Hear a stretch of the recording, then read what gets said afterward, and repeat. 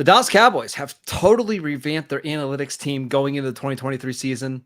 But what does that mean for the franchise? All that and more this episode of the Locked On Cowboys podcast. You are Locked On Cowboys, your daily Dallas Cowboys podcast. Part of the Locked On Podcast Network, your team every day. Locked on Cowboys. Locked on Cowboys. Welcome back to the Locked On Cowboys podcast, part of the Locked On Podcast Network, your team every day. We'd like to thank you for making us your first listen of the day. I am your host, Marcus Mosher. You can follow me on Twitter at Marcus_Mosher. Joining me today, as always, is Landon McCool. You can follow him on Twitter at McCoolBCB. Landon, today we are talking about the Cowboys' new analytics team, all organized by John Park, who the team stole from the Colts earlier this offseason. Before we get into all the hires and all the new names and faces, what do you think about the Cowboys really investing into analytics? Well, I think the fascinating thing about this is that the Cowboys have invested previously in analytics before. They just were very, very close to the chest about it. They didn't talk about it very much. They've had analytic department for a while, small group, but they've had them for quite a while. I think what's interesting now is that they've made a commitment, it seems, to revamp the whole group, kind of start over. And just based on some of the names that we're seeing in their job titles and that sort of thing, it feels like it's a start fresh situation. So I think for me, it's not just that they are being more public about it, but the commitment that they've made to some very seriously heavy hitters in the analytic community. It seems to indicate a pretty serious philosophical shift, at least towards potentially listening to these guys. I feel like that there has been times when they've had this information and decided to kind of ignore it. But I feel like now with this investment, this is not a hand-waving situation. No. They're serious in making a commitment to analytics. So we've seen over the last couple of years, these guys weren't exclusively on the analytics team, but even somebody like Brian Schottenheimer and Ben McAdoo, those guys, I think their titles were like special projects or assistant to Mike McCarthy. Basically, they would work on little things like analytics to help them throughout the season. Now, the people that they're hiring are like some of the top math people in the United States, right? Like these are some like data engineers that live and breathe this kind of stuff, not coaches that you're having do little jobs. I think that's the real difference for me. Yeah, and look, look, say what you want about Stephen Jones. He has a chemical engineering degree from University of Arkansas. He's not dumb, right? He's not dumb. And he has a history in math and numbers and using analytics to, whether it's trying to find the next oil well or trying to find the next quarterback, you can use numbers like that in smart ways and be smart about it. So, I think to me, this is just a modernization of the organization. And I think that this is something that has, they've, like I said, they've had a department here. They've had this information at their fingertips. I think for a long time, they've ignored it. They've just been happy to kind of, okay, that's a nice input, but we don't really want to listen to it. This to me reads like, hey, not only are we revamping what we've got, but we're adding different modules. We're going to expand analytics into different areas that we hadn't had it previously. And that's what full commitment looks like to these kind of data and engineering teams. So we're going to go through some of the names that the Cowboys have hired over the last couple of weeks, but I think we start with John Park, who the Cowboys again hired over from the Colts. He was with the Colts. I think he was the director of football research, if I remember correctly. Yep. And now his new title with the Cowboys is director of strategic football operations, which to me basically means like he's in charge of the analytics for the Cowboys, right? Yeah. And he's in charge of the team. And more importantly, not in charge of the team, he's in charge of the analytics team. That'd be really cool.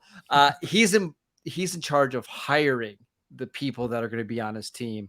I think that's absolutely fascinating to me that the Cowboys have given him that much control. Yeah, this is a guy who is very well known in the analytics community, sports analytics community. Him and his partner at the Colts, and I'm gonna forget his first name, but his last name was Lee.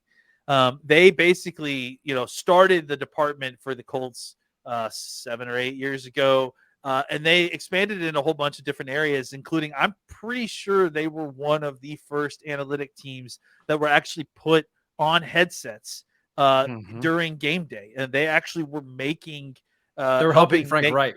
Helping Frank Reich make game day decisions on fourth down decisions, going for it, end of game timing sequences, that sort of thing. So incorporating analytic input into even those game day stuff. So, but that certainly isn't a limit to where they were. They did everything from roster building to tracking. They basically created what was almost nothing in the analytic department to one of the top analytic departments in the league. In the span of 6 years. So the Cowboys going out and getting a guy like John Park away from the Colts, I think that was the first shot across the bow to let us know that they were very serious about forming a team. He left a team that he had been building for the last 7 or 8 years, and he didn't do that to go to an opportunity where he's just going to be in the same puppet role, or right? whatever. It's someone who's just not not going to have input. So I think the fact that they were able to go out and get someone of John Park's caliber shows you how serious the commitment was to the Cowboys that they're going to be doing this. And so the Cowboys have hired 5 people right now to work with John Park. Now, should be clear, some of these are not quite interns, but not quite full-time employees, as well. Some of these people are going to be working with multiple NFL teams. So I just want to make sure that's clear up front. I also think the Cowboys are still actively looking to add to this team because there's only 5 members that we know of right now. Because again, there could be other people that are interning or don't have official titles. But I've got to imagine by the time we get to the end of the season, the Cowboys are they're going to have one of the biggest analytic teams in all of the NFL. I would assume so, at least. It seems that way, and just to kind of put it out there on how some of these teams operate.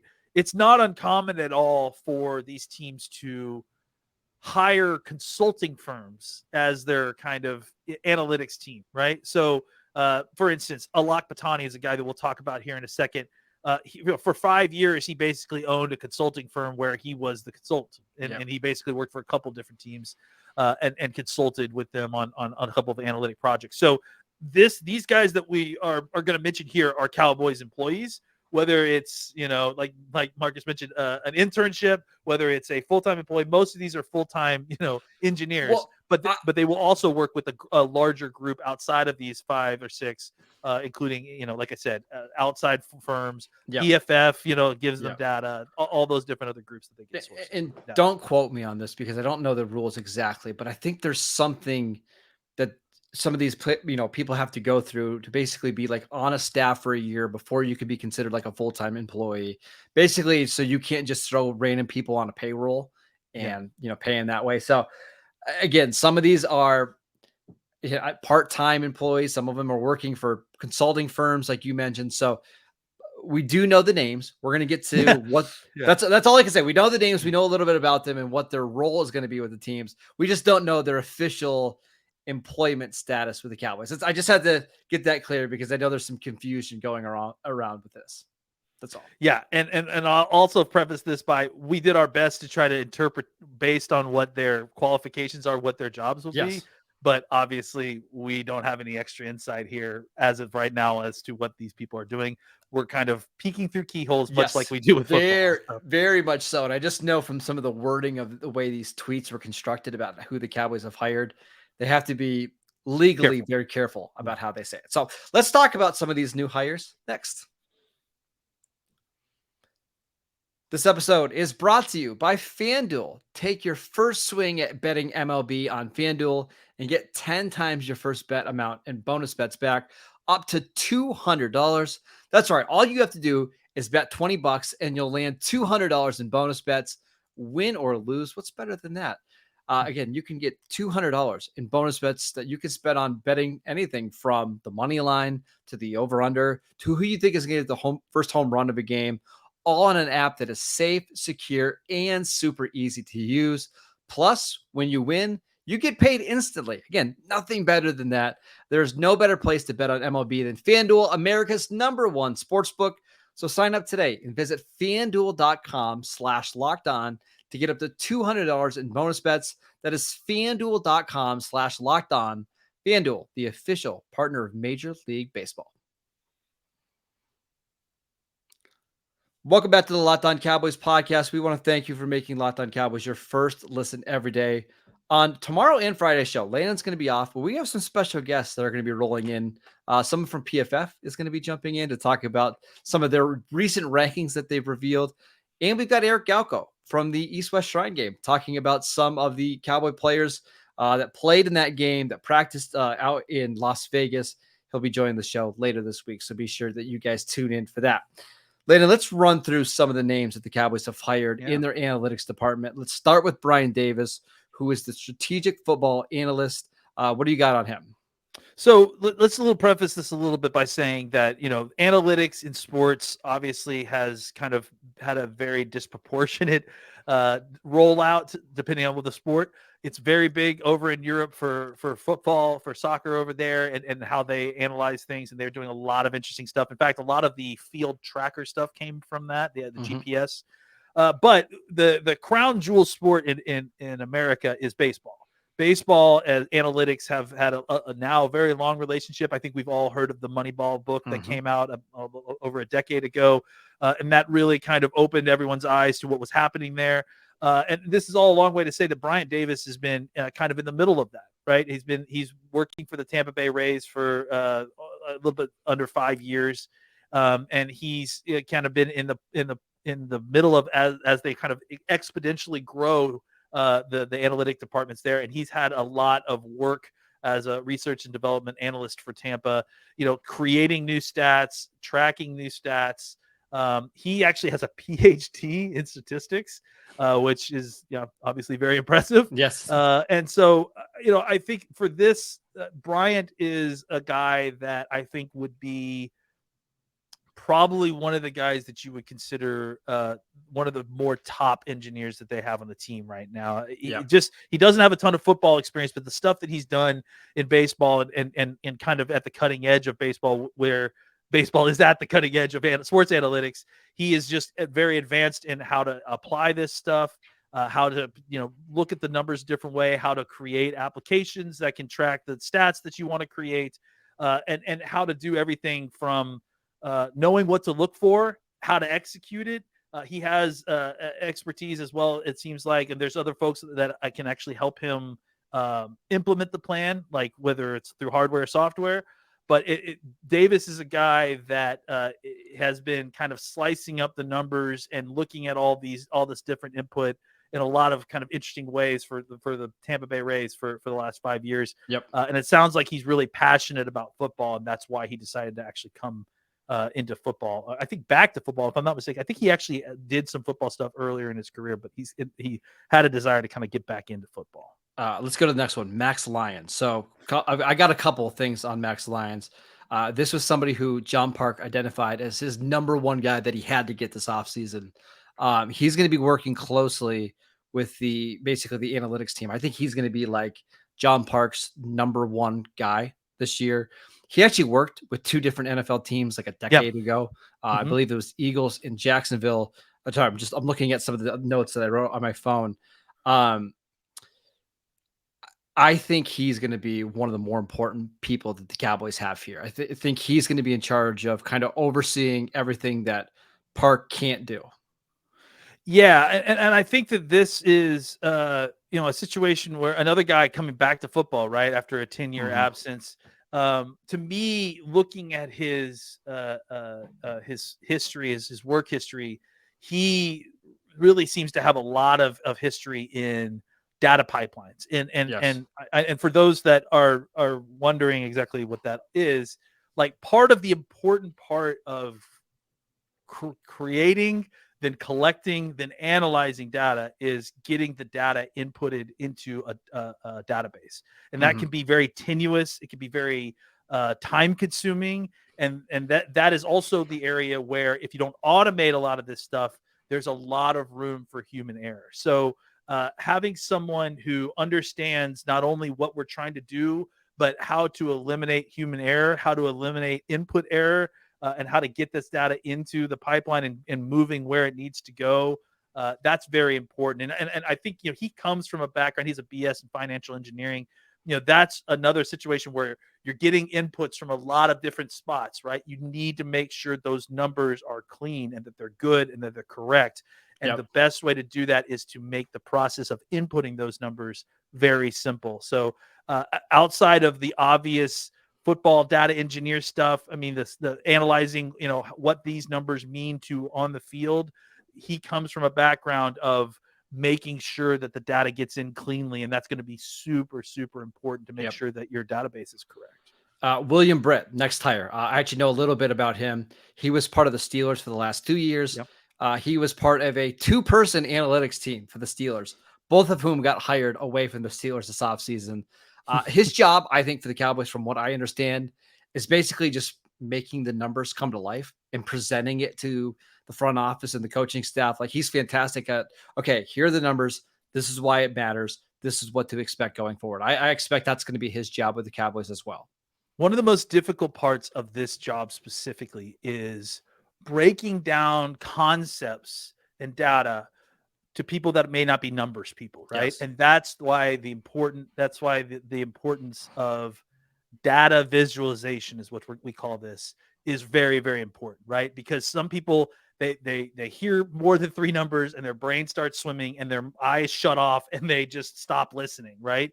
Data visualization allows you to view the information in a way that's more consumable for people that may not have BSs in financial engineering or a PhD in statistics, right? Our example of this is, think about our buddy Daniel, Cowboy Stats and Graphs, right? Like, he takes the data from scraping it using R, and then he creates visualizations. And sometimes he doesn't do that, and he doesn't send out newsletters. But sometimes other people, you'll see, he'll retweet other people putting visualizations out. And basically what they do is they just transcribe all that data into a chart, into a visualization. It's easy to read, right? It's easy to read, right? And that's so important, because ultimately, at the end of the day, these are not the decision makers.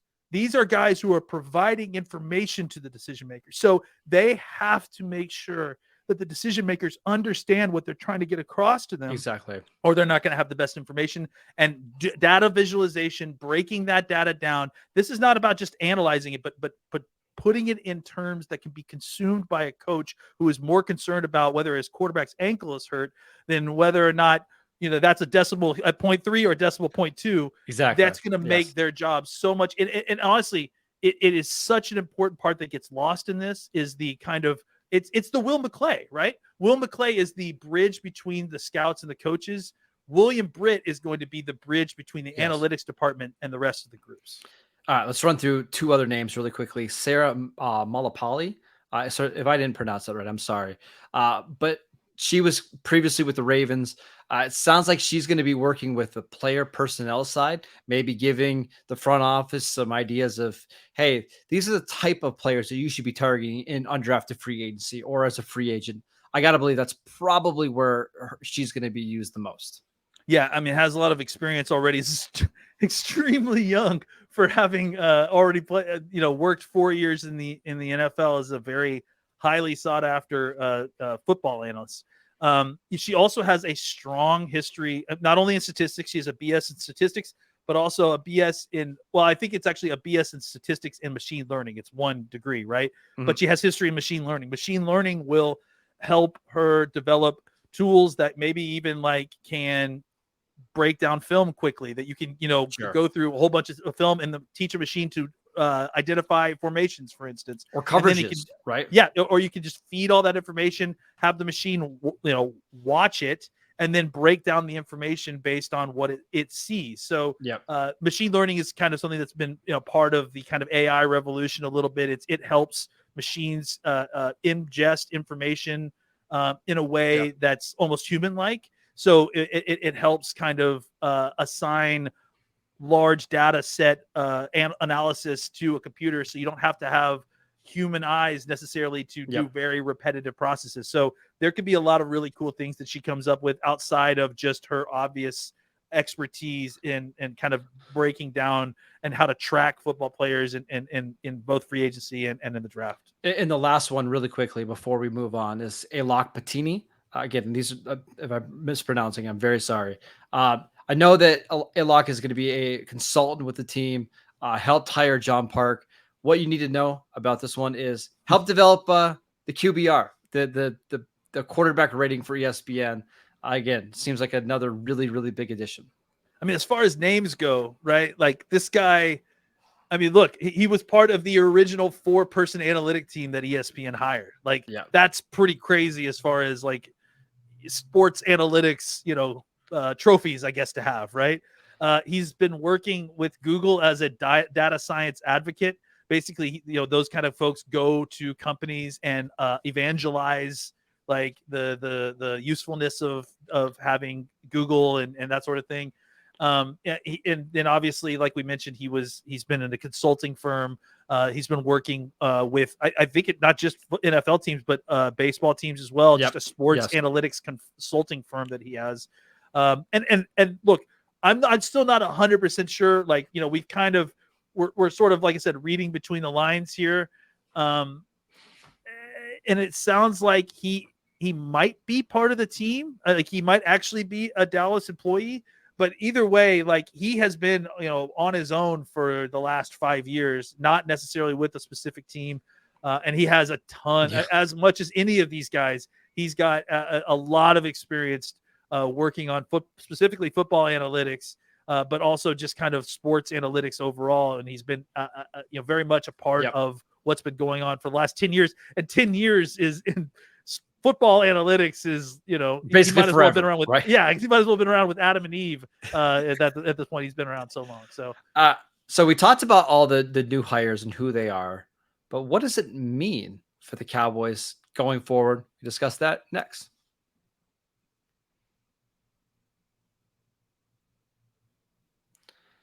All right, Landon, we talked about John Park's team and all of his recent hires. My question for you is, how quickly do you think we'll start to see their impact actually play out on the football field? That's a great question.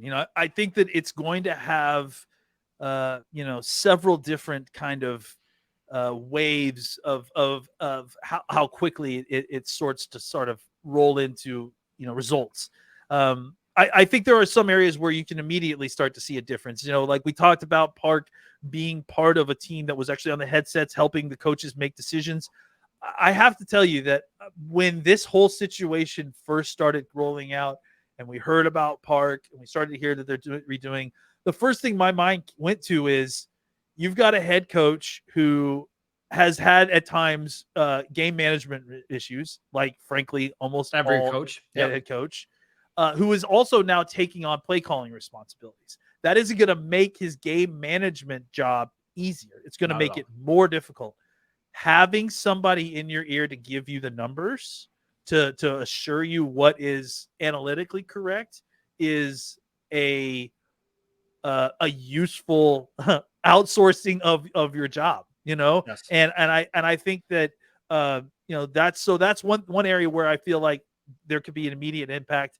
I think that in some of the strategic game by game sort of things, I think in the opponent breakdown area, you should be able to see some kind of immediate impact. Look, by seeing immediate impact, I don't know that we will be able to see a play and then go, oh well, that was Max Lyons who broke that down. It's more just that it's like they're getting a more complete picture of tendencies, of formational preferences.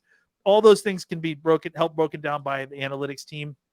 And then the other areas, there's that's the other thing too, is that it's not just that there's a couple of different areas that this team could affect. They could have their hand in everything, whether it's player personnel, what's happening X's and O's wise. I mean, even to honestly, this is not interesting to us, but even to